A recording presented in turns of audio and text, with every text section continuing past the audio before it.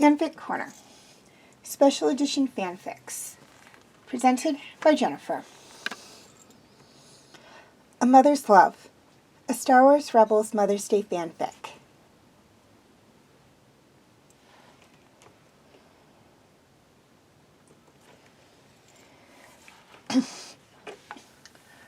When she lost Kanan, Hera thought she would never love anyone again. But then she discovered that he had left her something, his child growing inside her. When she discovered that she was expecting Kanan's child, she decided to keep the baby. She didn't know if Kanan knew about their child when he died, but she was determined to have his baby.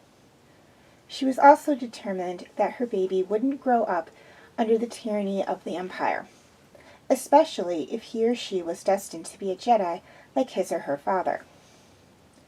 But, at Sabine and Zeb's insistence, she withdrew from the fighting temporarily when she had 3 months left until she gave birth.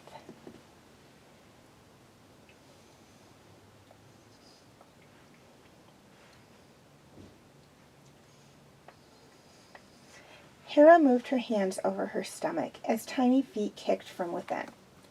Her baby was moving, and she could not only feel it against her stomach, but also her hands. "Hera?" Sabine said, entering the cabin. Hera smiled. "Do you want to feel something?" she asked. She placed Sabine's hand on her stomach as the baby kicked again. Hera couldn't help but think of how proud Kanan would be if he were here. She knew that he had loved Sabine and Ezra as if they were his own daughter and son. Of course, she didn't know much about his past. He hadn't talked much about growing up as a Jedi, and she had no clue what happened to him between the end of the Clone Wars and when they met on Gross. Her own childhood was somewhat difficult as well.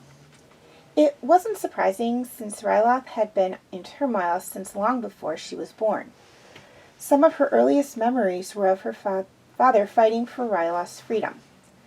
He had always told her that everything he did was for her, so she could grow up in a world free to be whatever she wanted. At the time, she hadn't understood. But now, she did. She was determined to make sure that her baby had the best possible life she could give it. But, to do that, the Empire had to be stopped. Only then would her baby be able to grow up safely. Sabine smiled at the feeling under her hand. "He's going to be a fighter like his mom and dad," she said. "It's too bad Kanan won't be here to see him," Hera said. The baby kicked again, as if to tell his mother he was there. Hera smiled and rubbed her hands over her belly. Kanan may be gone, but a part of him would live on in the child he left behind. "Still no word from Ezra," Sabine said, looking sad. Hera knew that look. It was the same one she got when she thought of Kanan. Sabine was heartbroken at the loss of Ezra. But they couldn't go looking for him. While Hera would never see Kanan again, there was a chance Sabine might see Ezra, but they couldn't even begin to look for him until the Empire was gone. "We'll find him," Hera told Sabine, placing her hands on the younger woman's shoulders. "But he would want us to finish what we started first." "You're right," Sabine said. "He did this to separate Thrawn from the Empire. He'd never forgive us if we gave Thrawn a chance to rejoin the Empire."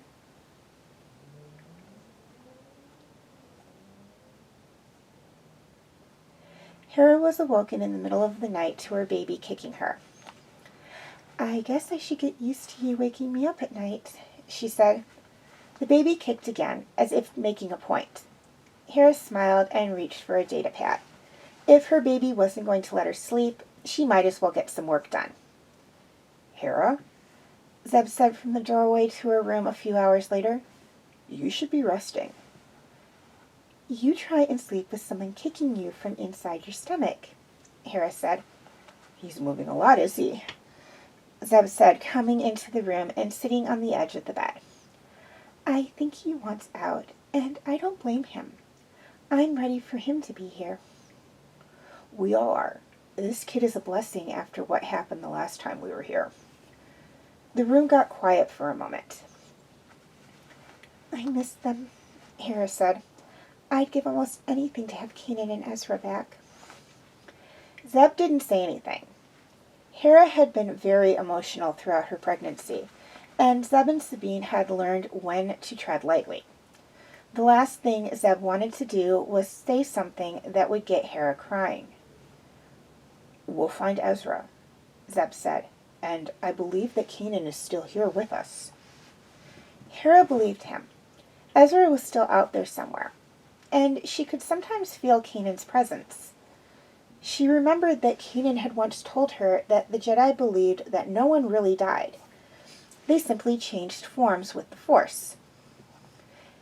He had also told her that the most powerful Jedi could interact and even communicate with those they cared about through the Force, even after death.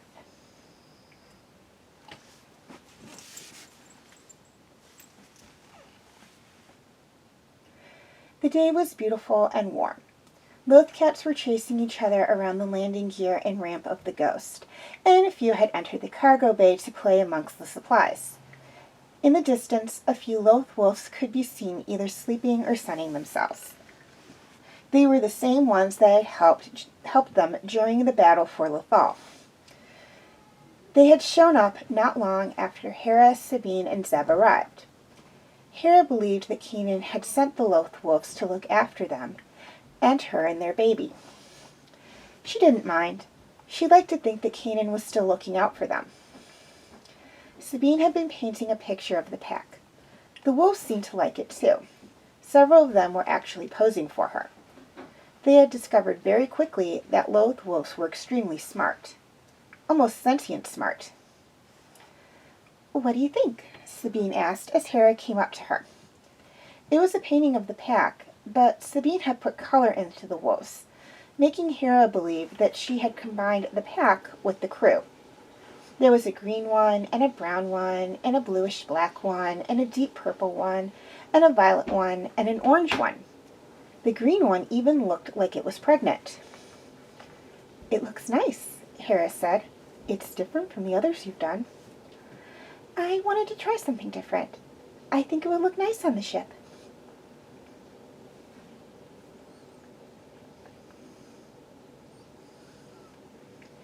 The night had started off normal. Hera, Sabine, and Zeb had dinner and then watched the HoloNet before going to bed. But sometime during the night, Hera had woken up with a pain in her stomach.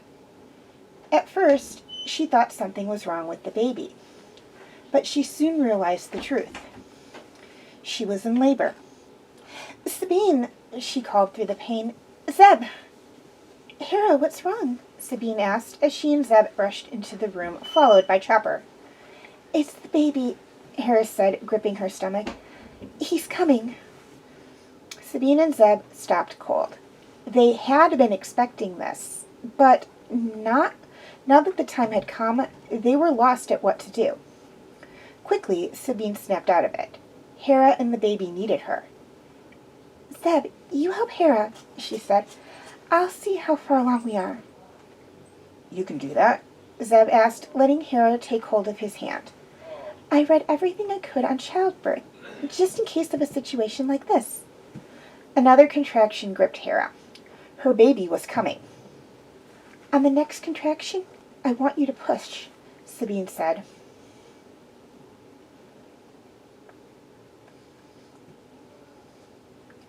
Hera looked down at the little bundle in her arms. Her son was here, and he was absolutely, without a doubt, perfect. She brushed a strand of his green hair out of his eyes and traced a finger over one of his feathered eyebrows. He looked so much like his father, she wanted to cry. Not tears of sorrow, but tears of joy. She knew she should contact her father and let him know his grandson had arrived. She also wanted to contact her old friend Omega, who had adopted 5 children that had lost their parents to the Empire, naming each one after the brothers she had lost. But right now, she just wanted to hold her baby. He's beautiful, Hera, Sabine said. He looks just like Kanan. What are you going to name him? Zeb asked. I think I'll name him Jason, Hera said, not taking her eyes off her son. Jason Caleb Syndulla. Jason looked up at her with eyes so much like his father's. The first time Hera had seen eyes like that, she hadn't thought much of their owner. At the time, Kanan had just been a means to an end. A means to get on Cinda to gather information and put an end to what Count Vidin was up to. She hadn't yet known about the adventures they would share or the unusual family they would build, all the while Ogada's last words playing in her head. You listen. This boy is good to have around. You ought to stick by him. Think he needs... The last time, her heart had broken into a million pieces as she watched Kanan sacrifice himself to save her and their kids, and was only compounded days later when Ezra also sacrificed himself to keep all of them safe. Now, it was love at first sight.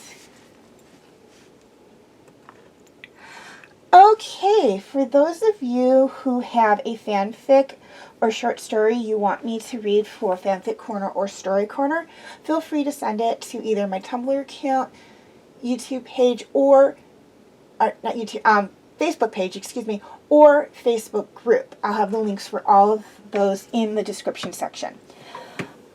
A couple of things to keep in mind. First off, please be sure to include your name and the name of the author if you're sending in someone else's work. I have to be able to credit someone or I won't do a reading. Second, please try to keep them short. I like to keep these videos between 5 and 20 minutes as my video recorder does cut off after about 30 minutes. But if it is too long, I will break it up into parts if I like the story. Please keep them clean and appropriate. I will clean up and or gloss over any parts and or words that I feel are inappropriate for children and or sensitive audiences. But if there's way too much, I just won't do a reading.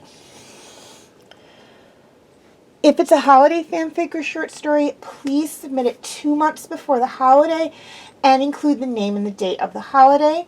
This is basically to ensure that I can get the video up within a month before the holiday. Finally, please be honest. If I learn that someone has submitted a fanfic or short story without the author's permission, I will not only remove all corresponding videos, but I will no longer accept any fanfics or short stories from the sender.